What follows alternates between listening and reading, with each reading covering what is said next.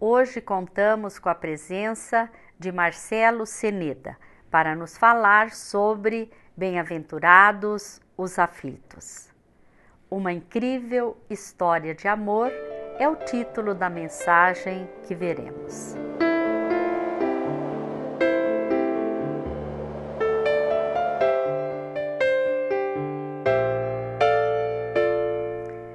No Sermão do Monte, Jesus Cristo profere lições de conduta e moral, ditando os princípios que normatizam e orientam a verdadeira vida cristã.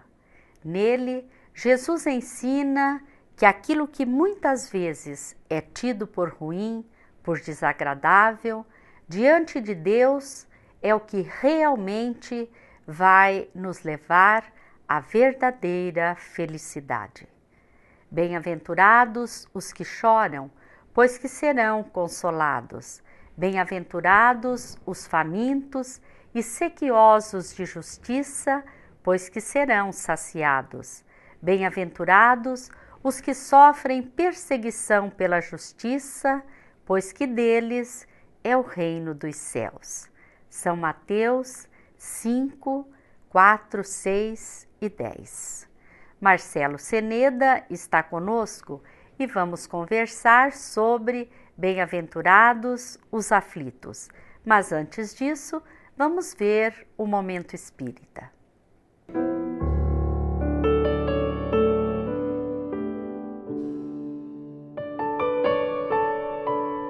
Quando a madrugada se entrega aos braços do dia e toda a grandiosidade de um nascer do sol torna a acontecer, recebemos outra vez a mensagem de que Deus nos ama. Ele borda caprichosamente as campinas de flores miúdas e planta floreiras exuberantes nas encostas dos morros, para que em nossas andanças possamos descansar os olhos, extasiando-nos de prazer. Ele trança com delicadeza os ramos da parasita na galharia abundante da árvore envelhecida e escolhe lugares seguros entre os galhos para que os pássaros possam construir seus ninhos. O evangelista afirmou que ele é amor. E porque o amor não se satisfaz senão amando intensamente, Deus criou para os seus filhos um lugar de intensas belezas, a fim de que pudessem debelar o cansaço das lutas na sua contemplação.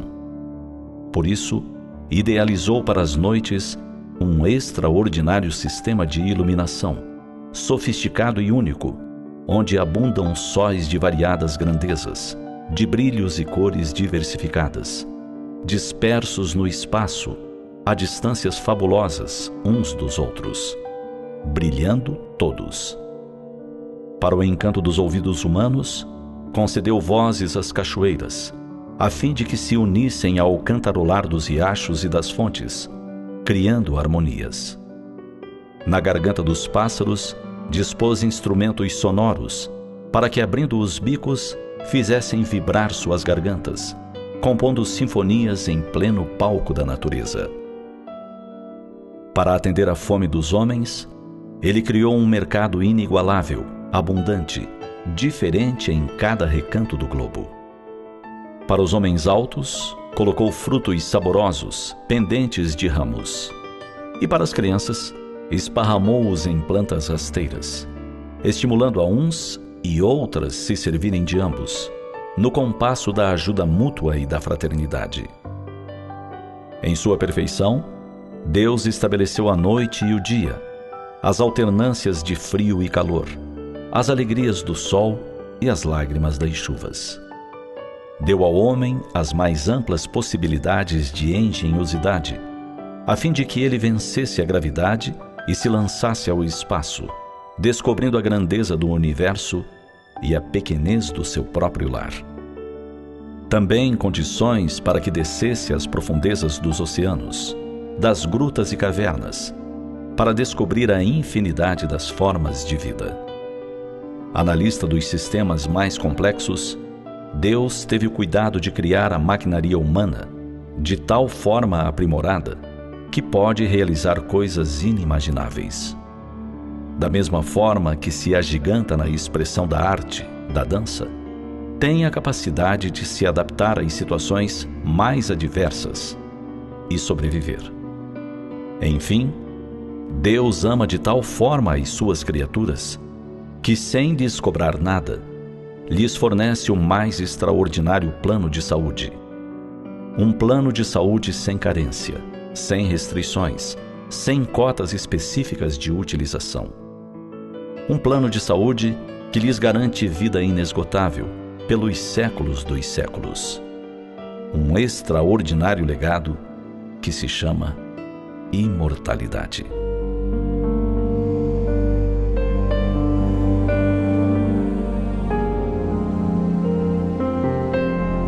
Deus te ama e tu percebes. Seu hálito te vitaliza e sua voz silenciosa chega aos teus ouvidos com bênçãos, com esperanças e com orientações. Deus vive, manifesta e dilata o seu amor através de ti. Tu o sabes, e onde tu estiveres, Ele estará sempre contigo.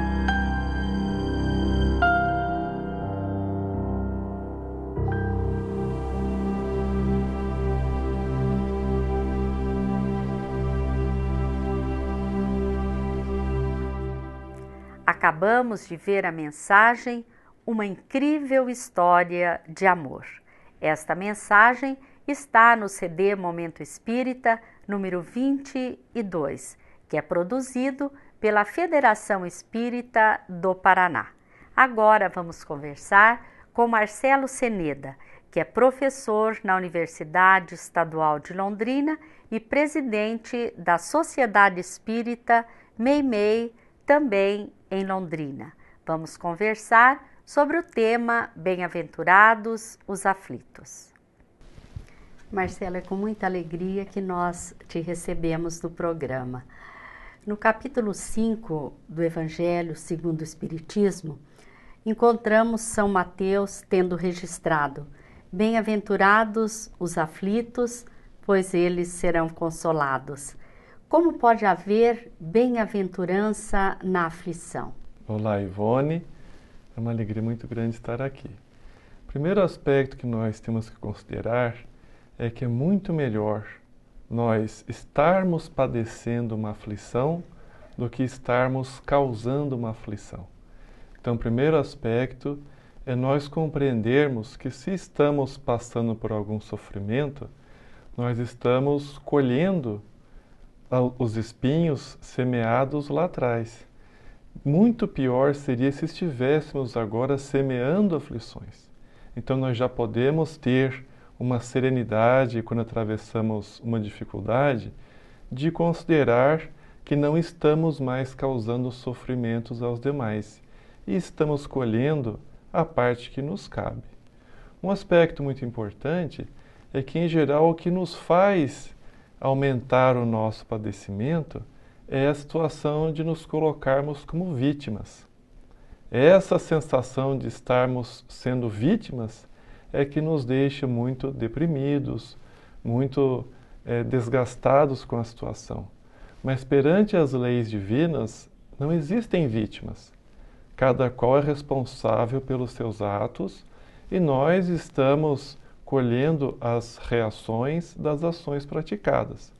Então, se nós aceitarmos que aquela dificuldade, que aquela aflição é algo que nós realmente devemos superar, devemos reparar as leis divinas, nós então saímos da posição de vítimas e torna-se mais fácil atravessarmos a dificuldade. Então, toda aflição, elas têm uma causa, não é? E quais seriam as causas das aflições, Marcelo?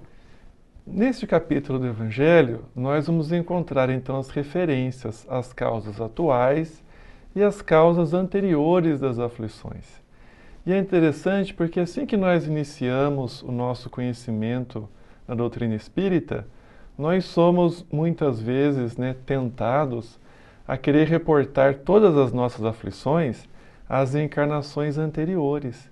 Mas neste item do capítulo está muito claro: a grande maioria das nossas aflições tem sua causa na presente encarnação. nós nos deixamos levar pelo egoísmo, pelo orgulho, pela vaidade, e dessa maneira acabamos criando situações embaraçosas, desequilibradas, que certamente vão exigir reparação. Então isso é interessante considerar, que se a maior parte das aflições tem causa nesta encarnação, nós também podemos, em grande parte, consertar os desajustes, reparar as arestas também nesta encarnação. Agora é fato que algumas situações não podem ser explicadas na presente existência. Então, para estas, e somente para estas, nós podemos considerar que elas sejam, então, algo devido a uma existência passada. Certo. E você poderia citar aflições que estão relacionadas a causas anteriores e aflições que estão relacionadas às causas atuais? Sim, está muito claro também nessa parte do Evangelho. Cada qual interrogue a sua consciência de maneira muito isenta, né? E pergunte-se a si mesmo: eu poderia ter evitado esta situação? E se nós encontrarmos a resposta na presente existência, provavelmente deve-se a uma causa atual. Agora, há situações, por exemplo, as limitações orgânicas ou mentais estabelecidas desde o nascimento, ou situações que não poderiam ter sido evitadas de qualquer maneira, por mais prudente que fosse a nossa conduta, aí nós então podemos repontar a causa como sendo anterior. Mas um exame isento, né, um exame muito imparcial das situações, pode então nos mostrar se a consequência daquele sofrimento tem a causa na nossa conduta atual ou anterior. Por exemplo, quando a gente vê uma falência, né? E a gente remonta e vê todo o descaso que houve por parte do administrador. Não tem como não encontrar a causa na atualidade, né? Ou doenças decorrentes de vícios presentes, né? Exatamente, né? Interessante que ainda hoje uma pessoa se referindo, uma amiga nossa, a uma pessoa passando por um problema de saúde, disse, mas ele não teve nenhum vício nessa encarnação, nunca fez nada, né, que pudesse desencadear essa doença. Então, realmente é uma reflexão que levaria a essa causa anterior, não é? Certamente. Agora, muitas vezes, a grande maioria de nós todos não toma todos os cuidados para uma existência equilibrada, uma alimentação frugal, o hábito da autorreflexão. E aí nós acabamos colhendo, né, muitas vezes de imediato, os frutos espinhosos da nossa má conduta. E quais os objetivos das nossas aflições, ou seja, por que nós vivemos esses momentos de aflição? Toda aflição, todo sofrimento pode ser interpretado como sendo um mensageiro. Toda dificuldade nos traz uma correspondência cujo objetivo final é a nossa evolução. Então, quando nós estamos padecendo uma dificuldade, uma aflição, nós temos que considerar que Deus é amor. E seria inconcebível nós imaginarmos, né, misericórdia divina, querendo que nós sofrêssemos sem necessidade. Então, toda dificuldade é uma mensageira e o objetivo é o nosso aprendizado. Então, sob a ótica espiritual, a estratégia mais inteligente é nós nos perguntarmos: o que eu tenho que aprender com esta aflição? Qual ensinamento este sofrimento está me trazendo? E nos aplicarmos a buscar essa superação pelo aprendizado espiritual.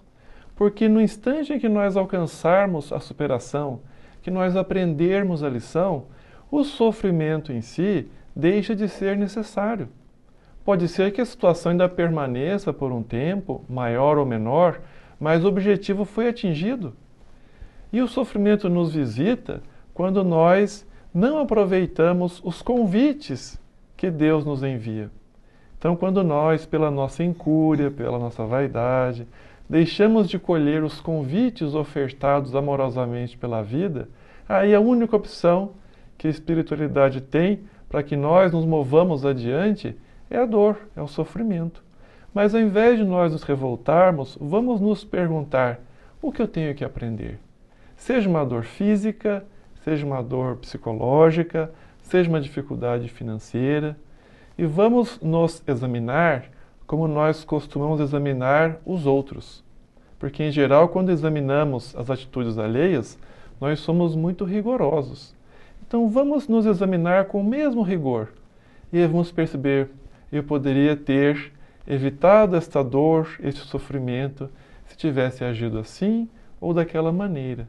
Mas como nós temos a eternidade, não precisamos também nos entristecer, nos deprimirmos. Vamos aproveitar a lição, porque o objetivo é o nosso aprendizado. Marcelo, nós vamos a um pequeno intervalo e voltamos daqui a pouquinho. Fiquem conosco. O Livro dos Espíritos, com suas 1019 questões, tem respostas para as principais dúvidas do ser humano. É o livro basilar da doutrina espírita, contendo seus aspectos filosófico, científico e religioso. O Livro dos Médiuns, segundo livro da codificação espírita, é um guia seguro para aqueles que são médiuns ou para aqueles que se interessam pela parte científica da doutrina espírita. O terceiro livro do Pentateuco Espírita é o Evangelho segundo o Espiritismo. Nele, Allan Kardec reuniu os ensinos morais de Jesus e os comentários dos benfeitores espirituais à luz da doutrina espírita. O céu e o inferno discorre sobre a justiça divina na visão espírita. Neste quarto livro, Allan Kardec foi subsidiado por comunicações de espíritos que relataram como viviam na Terra quando encarnados e como estavam vivendo após a morte no mundo espiritual. No quinto livro, A Gênese, encontramos análises sobre a formação da Terra e do Universo. Encontramos também análise sobre o futuro, explicação sobre os milagres de Jesus, além de conter uma abordagem sobre o final dos tempos, sobre a lei imutável do progresso, entre outros assuntos. Hoje estamos conversando com Marcelo Ceneda. Estamos falando sobre bem-aventurados os aflitos, pois que eles serão consolados. Marcelo, nas suas colocações, você está tratando do bem ou mal sofrer. O que representa na prática essas expressões? Ivone, como nós conversávamos, que todo sofrimento, toda aflição, na verdade, é uma oportunidade de reajuste. Toda dificuldade traz um recado espiritual para nós. Então nós temos que ser bons alunos na escola da vida. Em geral, nós queremos que o tempo passe rápido quando estamos sofrendo. Mas o objetivo da dor não é o sofrimento em si. Então, de nada adianta esperar o tempo passar se nós não aprendemos. Então, o mal sofrer é essa postura de nos colocarmos como vítimas, de ficarmos aguardando que a dor termine, sem que nós consideremos a nossa responsabilidade naquela situação. E o bem sofrer é nós considerarmos que não há vítimas nas leis divinas, que aquele sofrimento nos é devido pela nossa conduta. Então, buscarmos o aprendizado que nos é devido, buscarmos a superação, aproveitarmos a lição e nos capacitarmos para evitar novas quedas no futuro. Então, simplesmente aguardar o tempo passar é uma prova desperdiçada. Agora, buscarmos o nosso aprendizado, o nosso crescimento, é a lição bem aprendida. Então, essa é a diferença entre bem ou mal sofrer. E a constatação de que se nós não aprendemos com aquela lição, inevitavelmente teremos que passar por ela de novo. Agora, se nós tivermos essa proposta de aprendermos, nós então não necessitamos passar pela aflição novamente, porque já alcançamos o aprendizado necessário.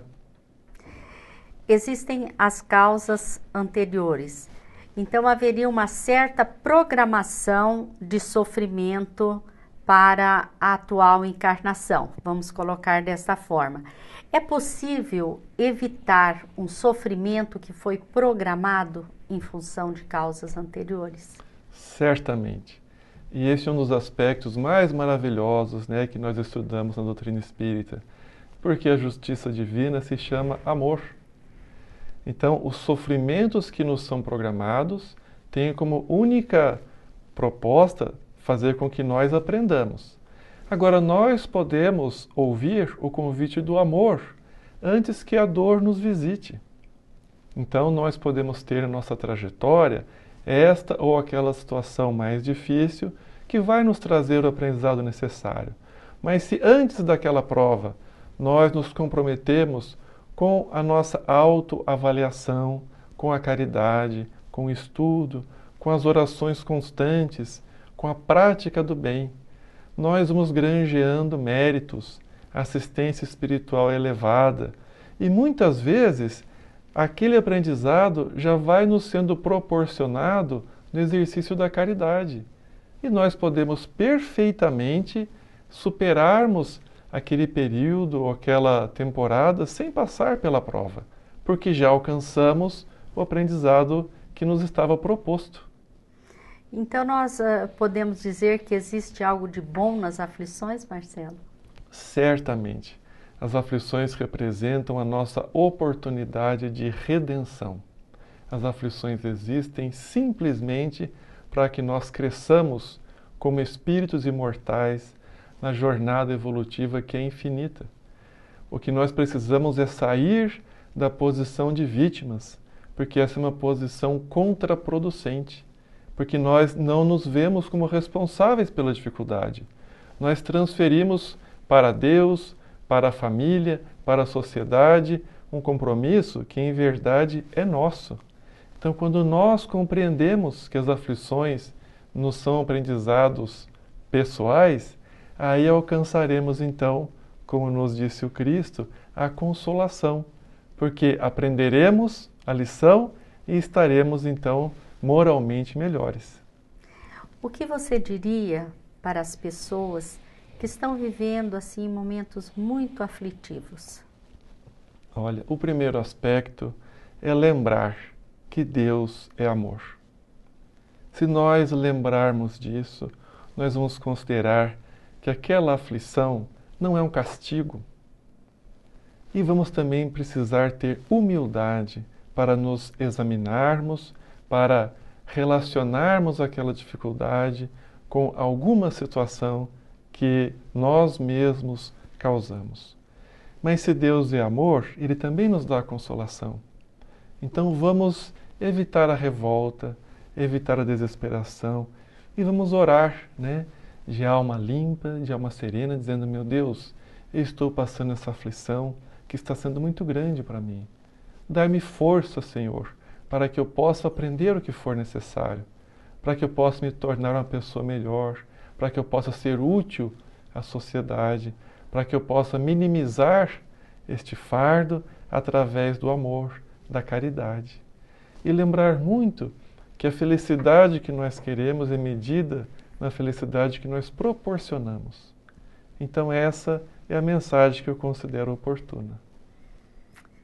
Realmente, quando nós nos ocupamos com o próximo, nós esquecemos um pouco da nossa dor, né, Marcelo? Exatamente. Nós queremos agradecer a sua participação, queremos agradecer a todos que mais uma vez estiveram conosco. Esperamos estar juntos no próximo programa e muita paz a todos.